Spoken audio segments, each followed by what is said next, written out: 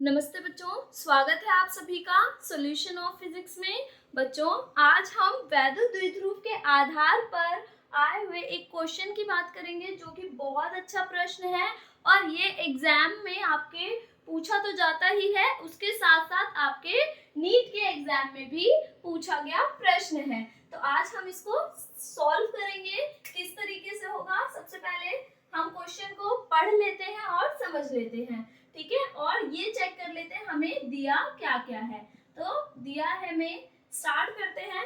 एक वैद्युत द्विध्रुव को 2 × 10⁵ न्यूटन कूलाम इनवर्स यानी न्यूटन पर कूलाम तीव्रता के एक वैद्युत क्षेत्र के साथ 30 डिग्री के कोण पर रखा गया है। इसका अर्थ क्या है कि हमें वैद्युत क्षेत्र की तीव्रता दे रखी है जो हमारी क्या होती है E, जिसका मान दे रखा है 2 × 10⁵ न्यूटन पर कूलाम या न्यूटन कूलाम इनवर्स। और इस वैद्युत द्विध्रुव को इस वैद्युत क्षेत्र के साथ 30 डिग्री के कोण पर रखा गया है। दैट मीन्स थीटा हमारा क्या है 30 डिग्री। किस तरीके से रखा गया होगा, जैसे वैद्युत क्षेत्र अगर इस प्रकार से है तो वैद्युत द्विध्रुव जो है वो वैद्युत क्षेत्र से कितना एंगल क्रिएट कर रहा है, 30 डिग्री का एंगल बना रहा है। इस पर लगने वाला बल आघूर्ण हम बेटा टॉ से रिप्रेजेंट करते हैं। टॉ बराबर बल आघूर्ण हमें दे रखा है 4 न्यूटन इंटू मीटर, ठीक है, दे रखा है। यदि वैद्युत द्विध्रुव की लंबाई हम अकॉर्डिंग टू फॉर्मूला हमने पढ़ा है 2L के रूप में, तो वैद्युत द्विध्रुव की लंबाई 2L हमारी कितनी दे रखी है 2 सेंटीमीटर।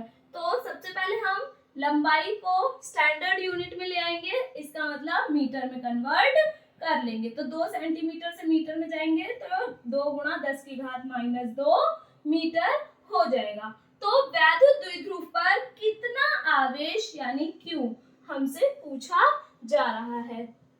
अगर हम Q के आधार पर, वैद्युत द्विध्रुव के आधार पर आवेश देखें तो हमारा फॉर्मूला हमारा होता है जो हमारा P = Q × 2L।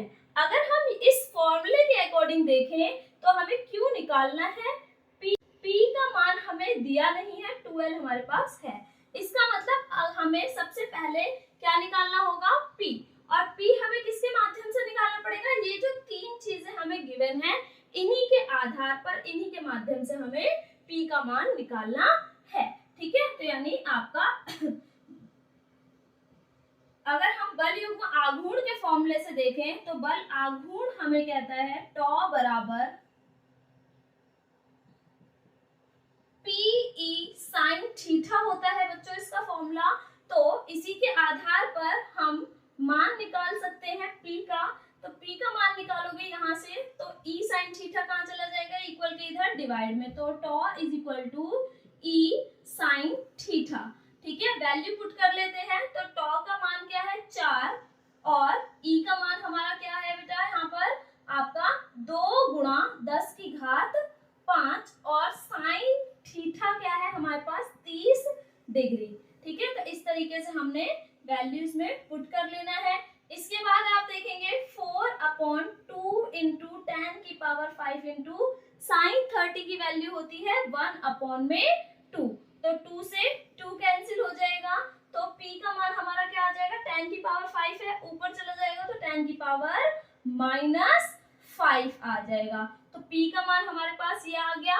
मात्रक हम लिख लेंगे P के लिए आपका कूलाम इंटू मीटर, ठीक है। तो P का मान आते ही हम इसके नॉर्मल फॉर्मूले में इसको पुट कर देंगे, ठीक है। तो हम जानते हैं वी नो दैट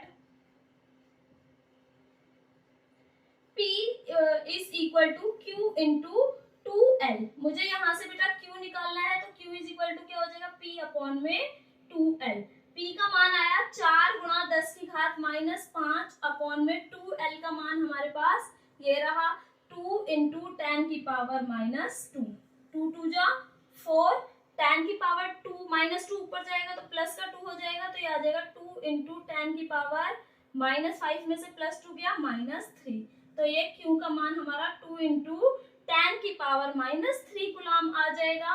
और नीट के एग्जाम में जब ऑप्शंस में आया था ये बेटा तो इसमें ऑप्शन हमारे पास गिवन क्या था, 2 मिली कुलाम, क्योंकि 10 की पावर -3 है तो ये 2 मिली कुलाम भी लिख सकते हैं इसे, और 2 इंटू 10 की पावर -3 कुलाम भी आ सकता है। तो इस प्रकार से इस क्वेश्चन को सॉल्व किया जाएगा, जो कि बहुत इजी फॉर्म में आपका सॉल्व हुआ है। आई होप आप सभी को समझ में आया होगा बेटा।